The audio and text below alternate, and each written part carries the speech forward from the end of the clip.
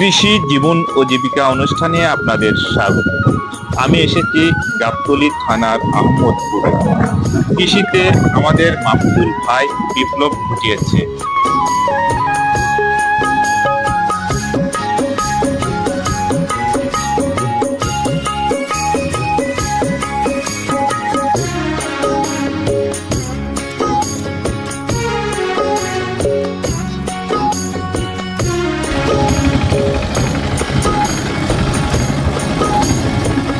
হায়রে আমার মন মাতানো দেশ, হায়রে আমার সোনা ভোলা মাটি, রূপ দেখে তোর কেন আমার নয়ন ভরে না তোরে।